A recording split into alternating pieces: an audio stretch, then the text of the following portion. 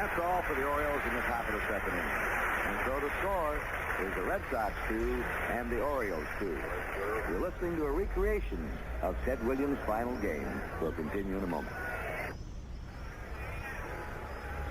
Marlon Coffey will start it off for the Red Sox in the last of the second.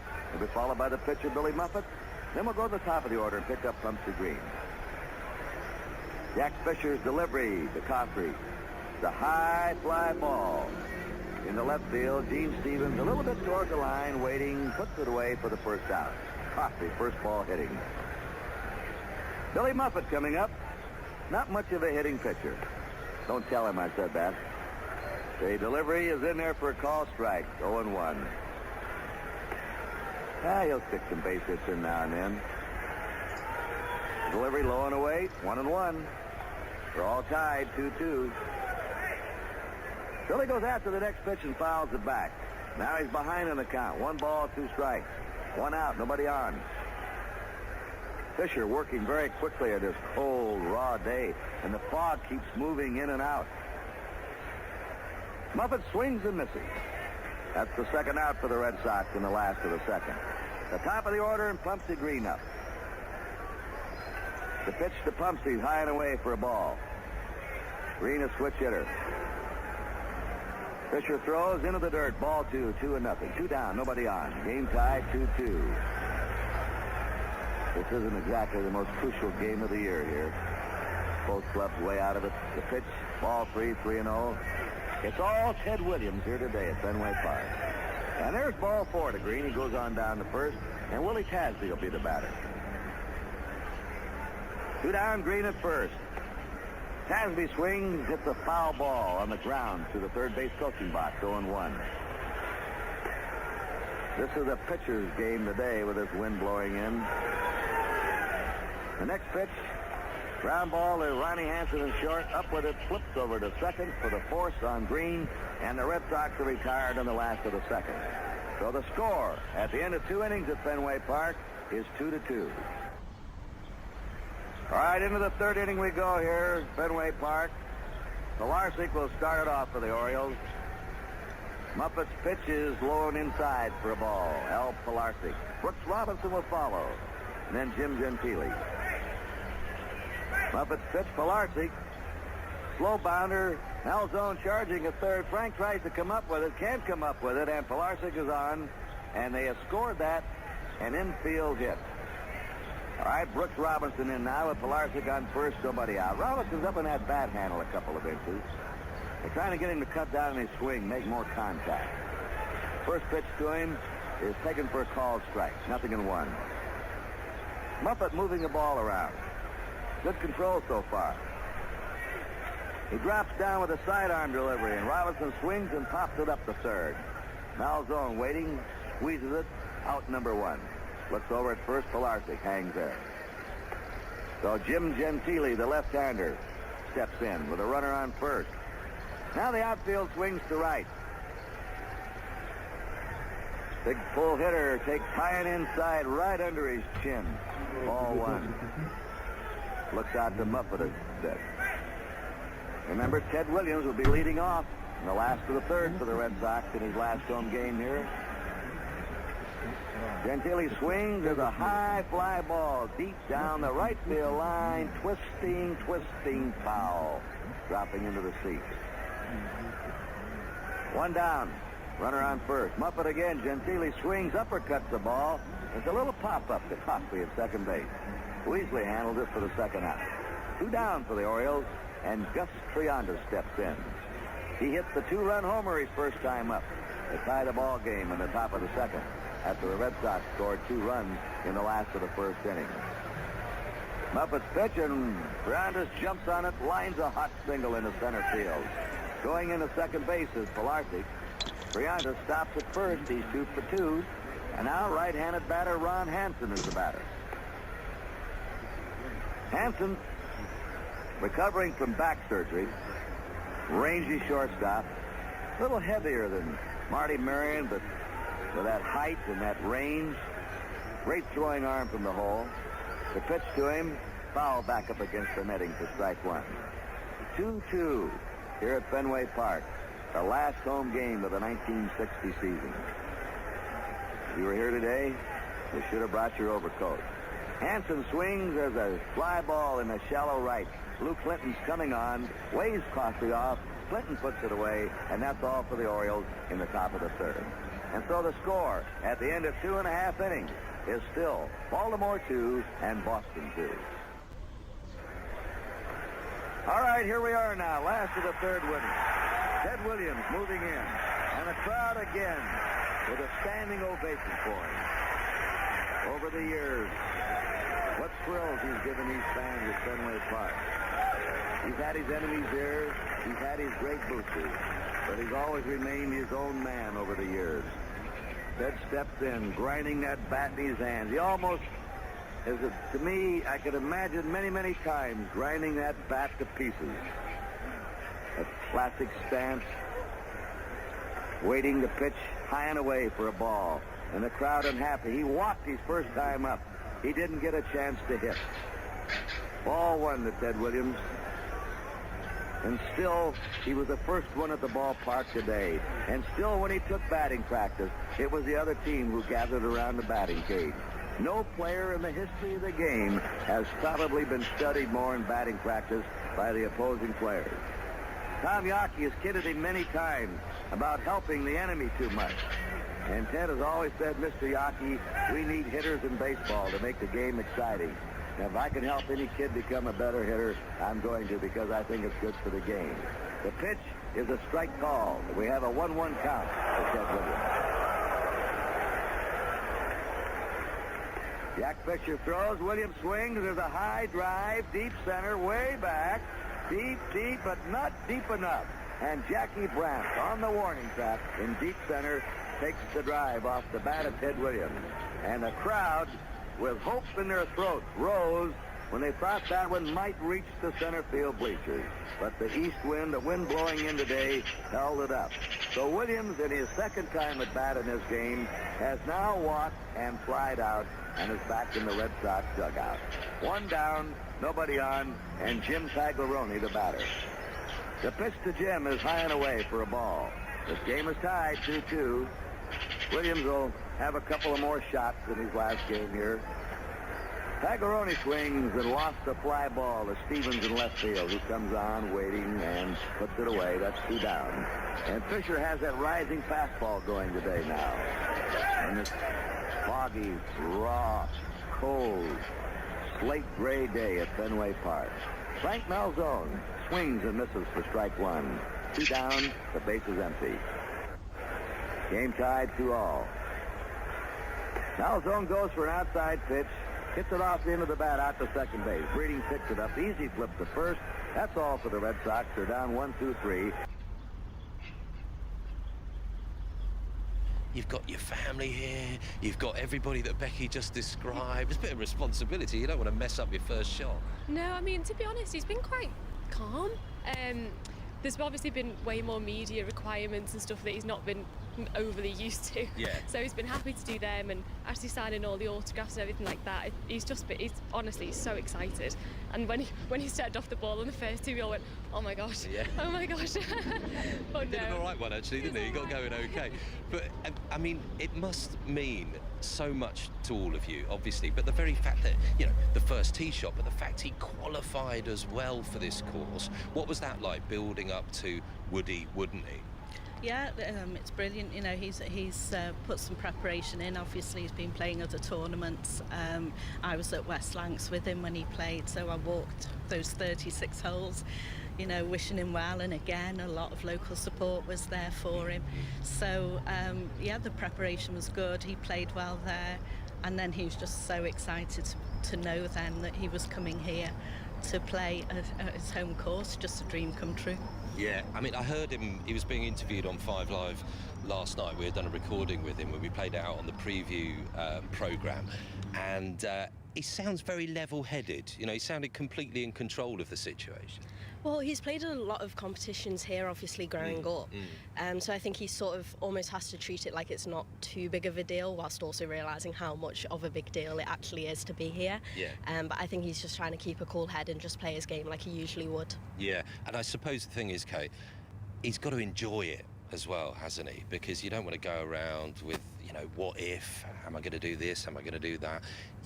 We always hear it from professional sports people, but I suppose someone in his position in particular, he's got to come away from it thinking that was great. Oh, we've all said to him the week will fly by. It'll go so fast. Yeah. So you just got to enjoy that. I know it sounds so cliche, you've just got to enjoy yourself. Yeah. And whatever happens, happens. And if he does really well, then it's a bonus. That's so it, he will isn't it? enjoy himself.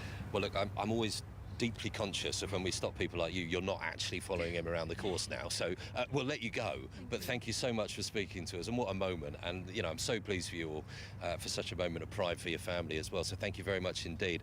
That was great, wasn't it, Rachel? What a moment for those guys. I was so nervous watching him on his behalf. He handled it so well, but what it must be like for family members watching as well, when you have absolutely no control over the situation. All you can do is just, your heart rate must be going crazy.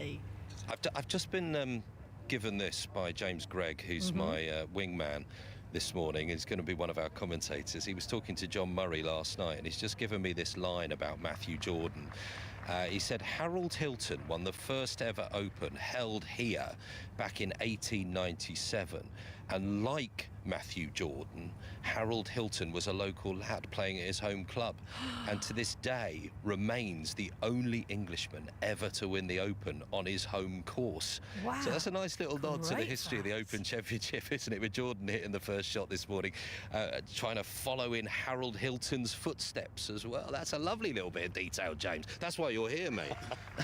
I am very much Team Jordan now. Cheers, Chris. Yeah, cheers, Rach. More from Chris on the course shortly. It's 6:47. Can I get On BBC iPlayer. It took so much hard work to get to where I am today, but I found my voice. Brand new documentary. Music gave me the opportunity to just be who I am. Love Lizzo. Watch on BBC iPlayer. Morning, everyone. So we've got the Open going on. We've got the Ashes fourth test, which resumes later on this morning. And we've got the Women's World Cup, which begins. The first game is 8 o'clock this morning. New Zealand, Norway. We'll be bringing you updates of that throughout the programme.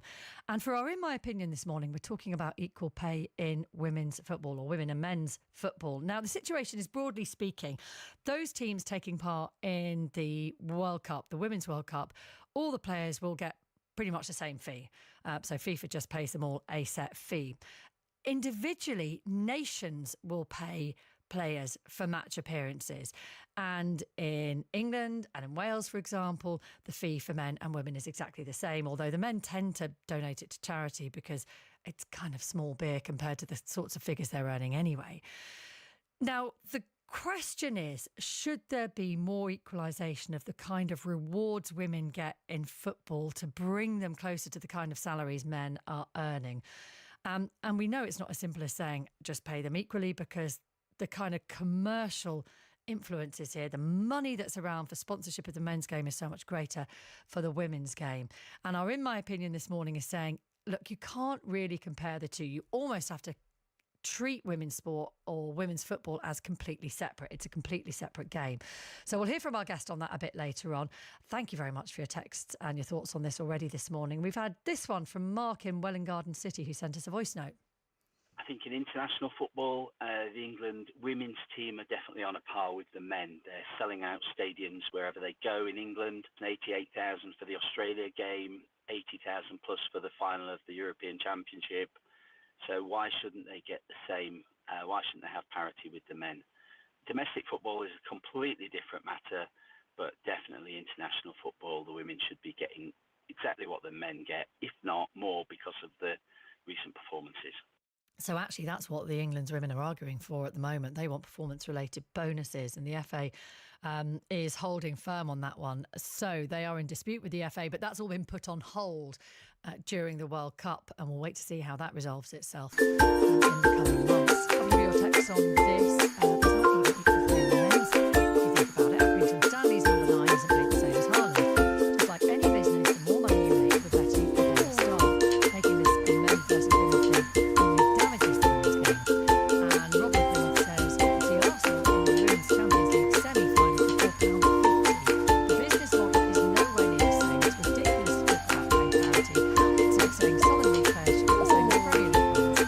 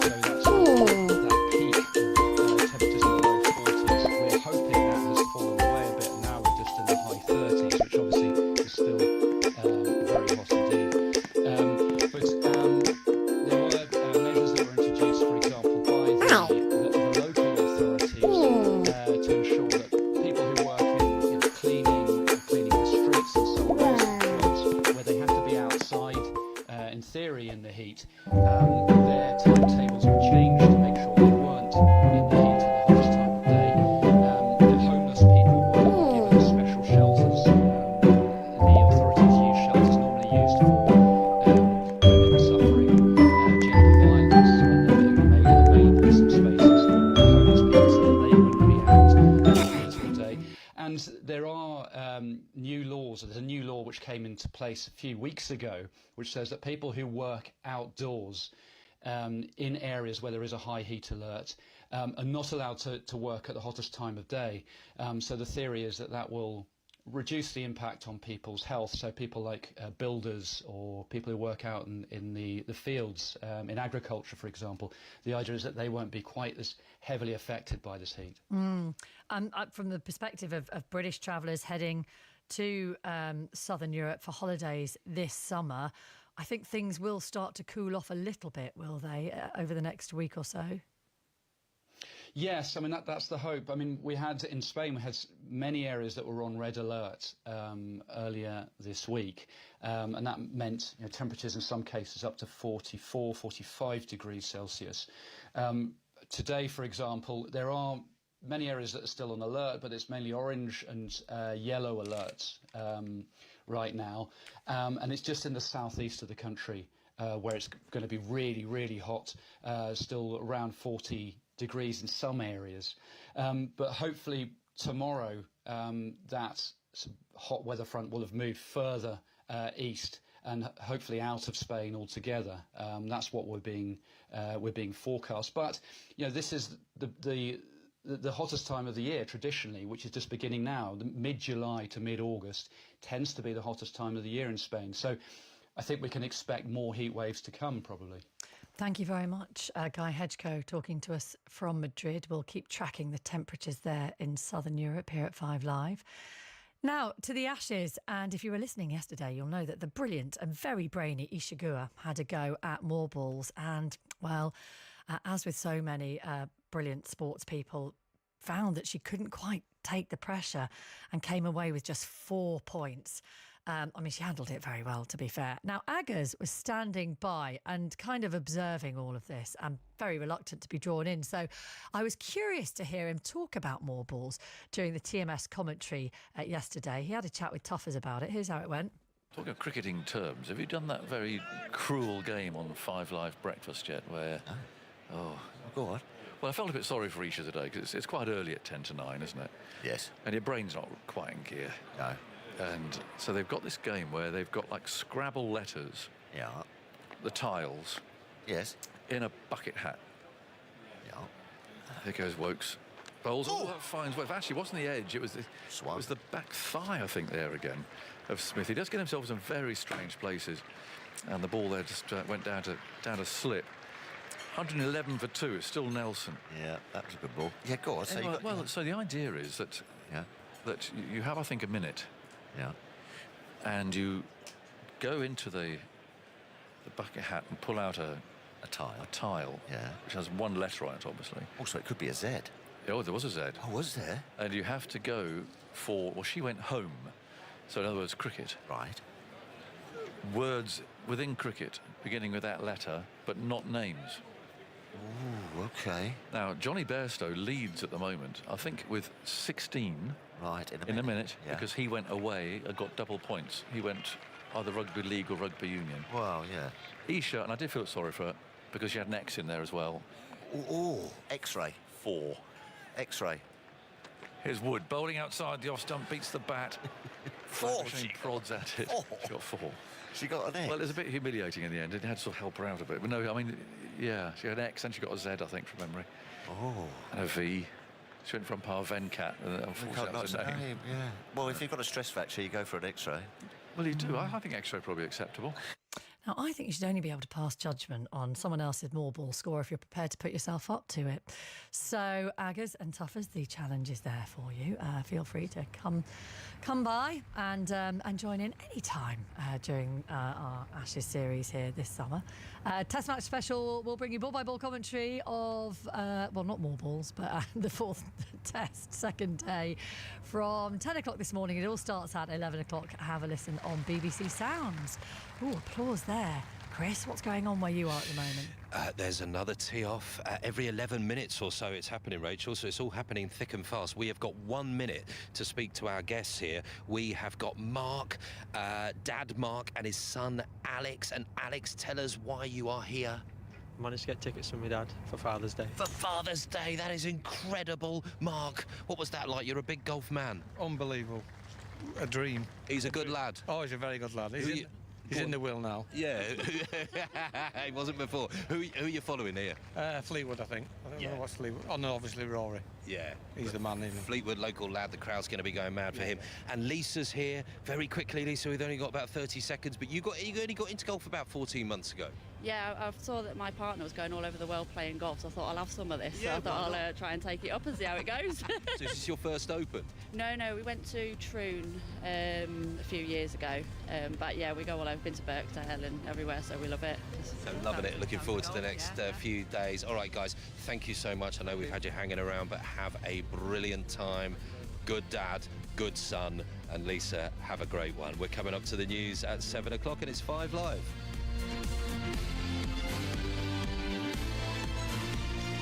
The voice of the UK. 5 Live Breakfast.